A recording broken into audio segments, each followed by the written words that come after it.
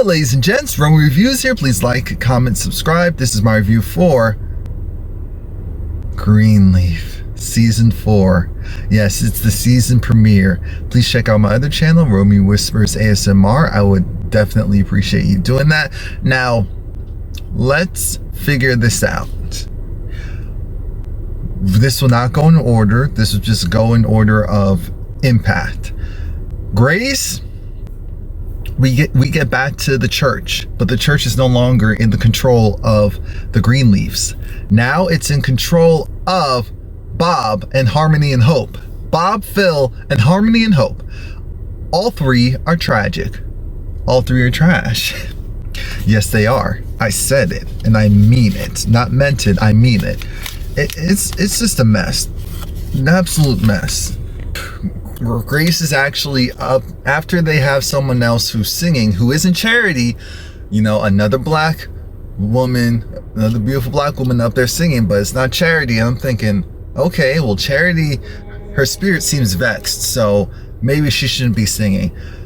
Grace, after Bob goes and does his little spiel about how this is them coming together and this is them moving forward, and it sounded like a businessman trying to go and talk to some church people. That's exactly what it sounds like. And I thought to myself, nope, nope, this won't work. So then when Grace goes up, he tells her, oh, keep it short. I looked over to the left and my right and said, excuse me? Keep it short. Keep the sermon short. Sir. So then that irked me, and Grace, even for a good 10 seconds almost, was just so puzzled. Like, did this man really just... So then she goes and does the sermon. They're all done. Everyone's all smiles because they're faking the funk, because remember what the game plan is. Grace will stay in there for a year. Right now she's just interim. Once she becomes the official pastor, then she can go and try and overtake the current administration. That is her game plan, and her family at the moment is supposed to be with her, behind her, beside her when it comes to that. We'll see how long that lasts.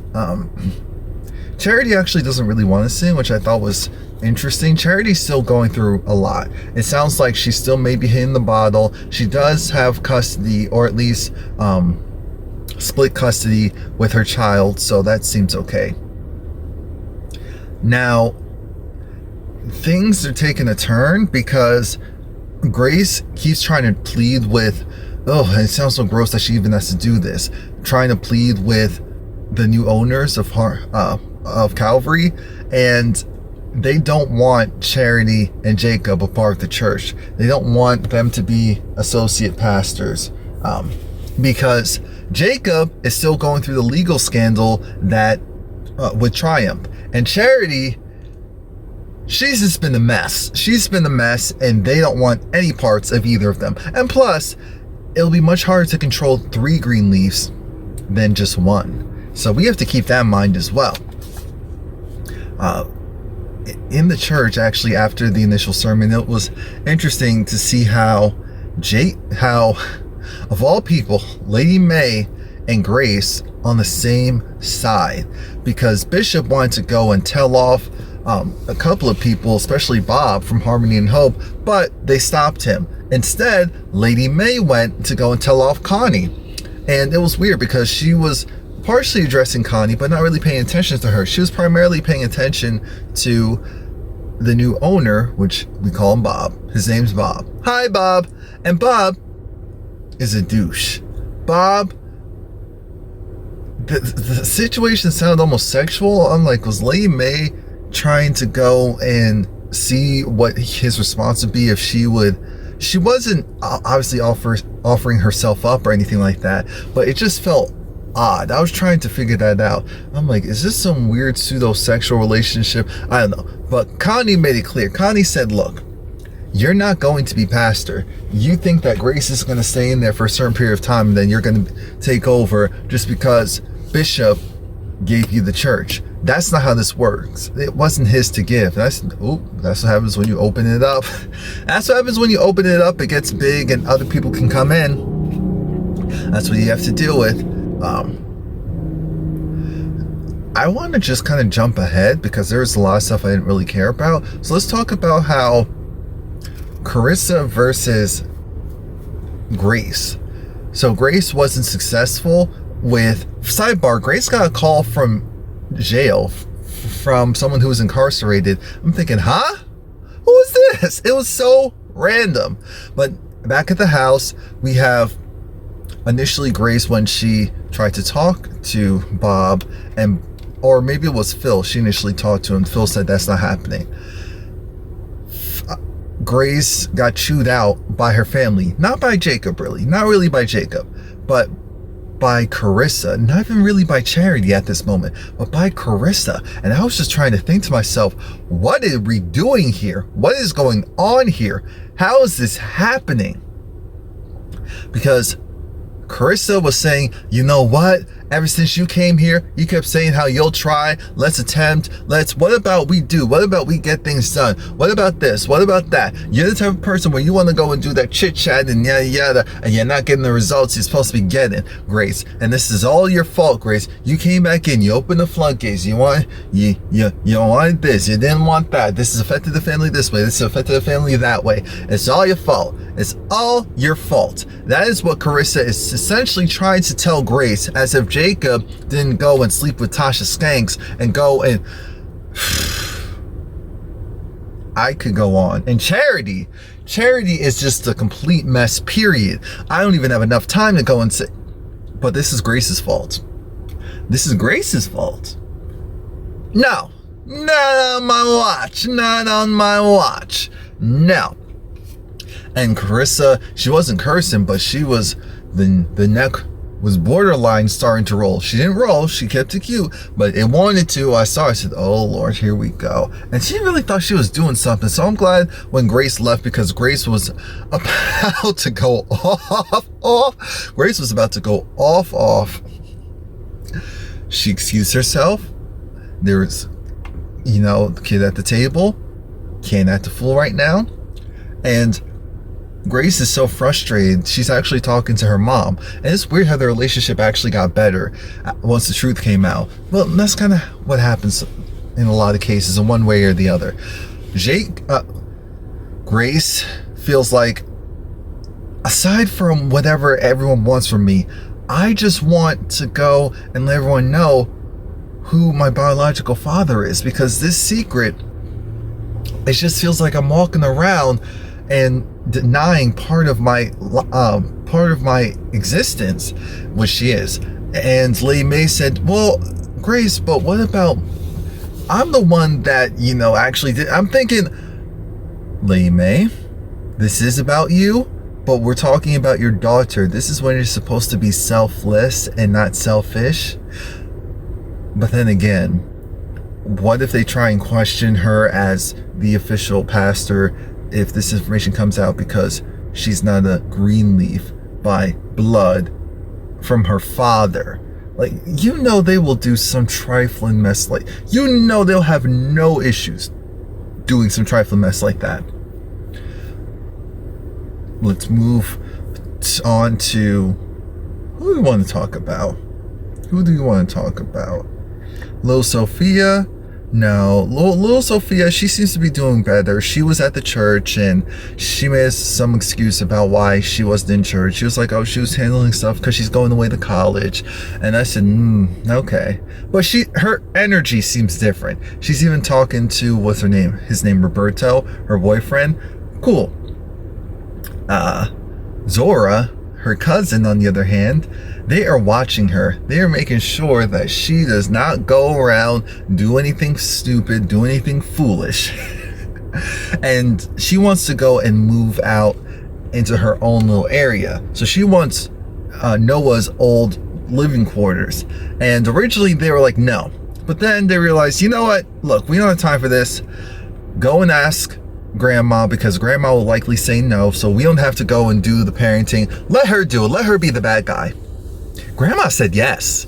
Grandma said yes, as long as Zora continues with her Bible studies. And it'll be 5:30 instead of 5. So Zora is slowly getting her independence. I said, wow, that's actually a pretty big place. And that's all hers? I don't know. I don't know about all that. I do not know about all that. But we don't have time to focus on all of that right now. I'm glad to also see that Zora and Sophia, their relationship got better. It looks like they will actually miss each other.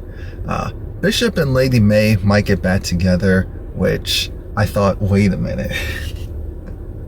They're living in the same house. Remember, Bishop almost died. Bishop finally acknowledged certain things. He even didn't judge Lady May for Grace not being his biological daughter. So once a man does that, a lot can be forgiven. She said that she has higher expectations because she's not the same person that he dated when they were younger. So she likes more refined and expensive things. She wants more out of courting, but she's open to it, which is all that matters, and I'm happy for them. She was even getting oiled up. I said, Lady May looking good, and Bishop's not, he doesn't have the coughs or the shakes, so this may work out. Lord, Phil, that's the black guy. Phil's the black guy who, he's the same actor that if you watched on BET, The Quad, he played the coach. But on here, his name is Phil.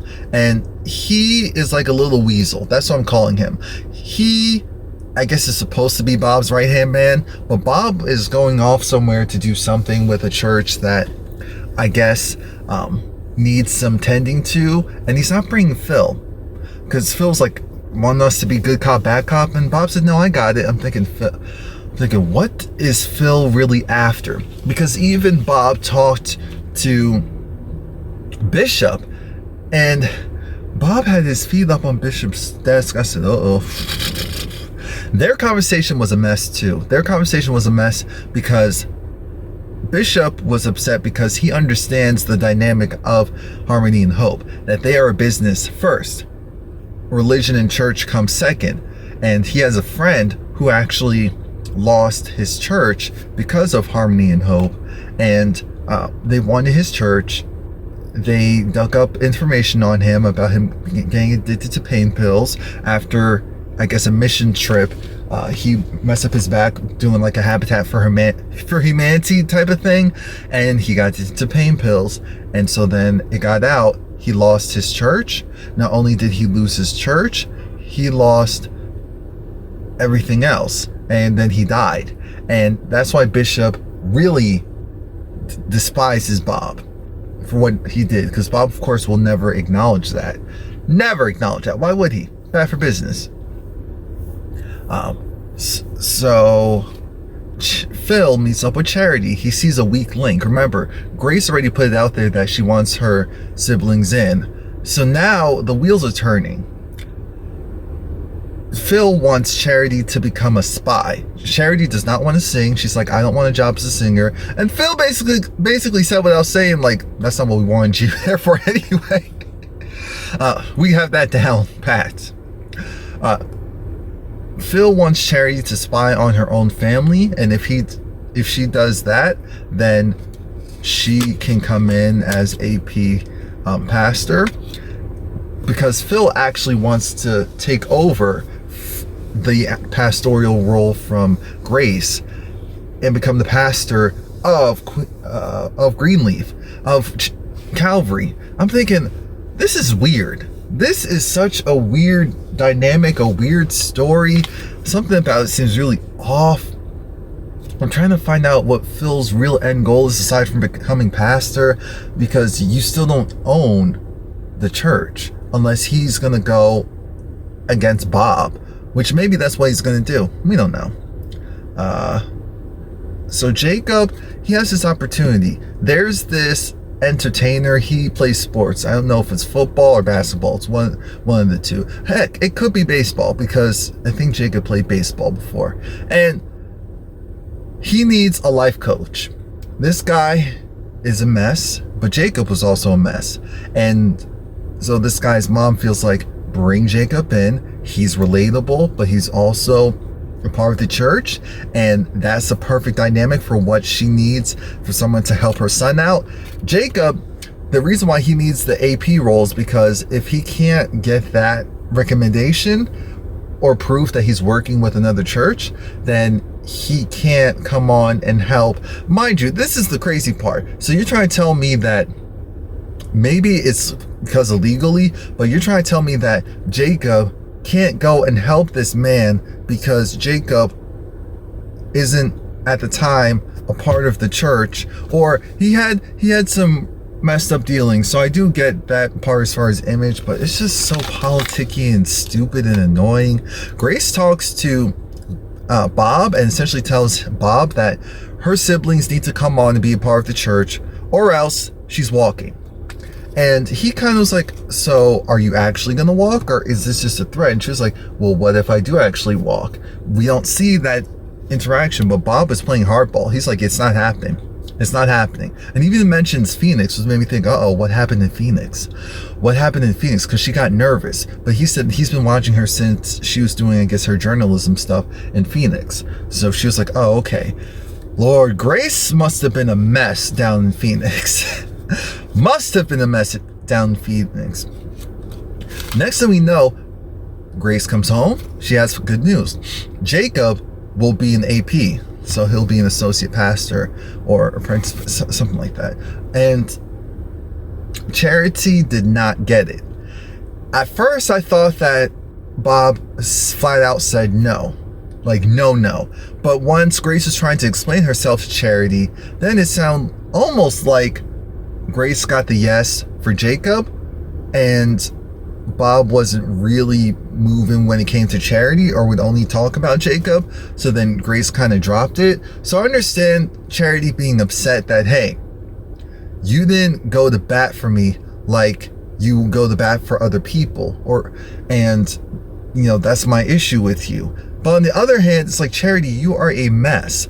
How can I go to bat for someone who, still isn't putting in the work? Your attitude still stank. You have your son back. I'm like, she is so selfish. She is so selfish. I understand she's gone through a lot, and people do kind of just brush her feelings to the side. So I get that. But Charity is so selfish, and it hurts. It hurts how selfish she is. So then she even starts arguing with Carissa because, like, she's about to hit Carissa, and Carissa backed down because I said, oh, so that's what it takes? Because Charity just feels like, out of everyone and out of everything, why is it that I'm the one who gets the short end of the stick when it comes to this family and all of that? And I said, well, partially because you're the most sensitive and you're a mess. Charity gets offered nothing. And so then she goes and does this monologue. She says how Grace is selfish. She says how I'm going to get what's mine in the name of the Lord. In the name of the Lord, I will get what's mine. I'll get it. I will get it right on time. And it will be the lead pastor. The lead pastoral role. I'll be running this church.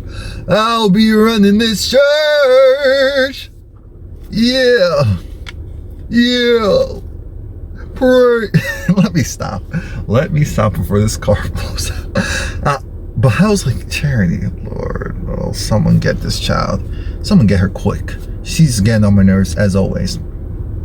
Grace gets a call from Noah because he called again. He called previously. And Noah goes and says, hey, so this guy from prison called me and said that he's our son. I said, son? I thought that maybe her daughter was Noah's. But see, I was close. I was close enough. I knew that there was a child involved. And now I'm wondering, Grace? Is that why you really ran away? Makes a lot of sense. Let's see. Grace gets a call from jail. I think that was pretty much it. So yeah, please like, comment, subscribe. Come back next week. Anything that I didn't talk about, didn't really care about.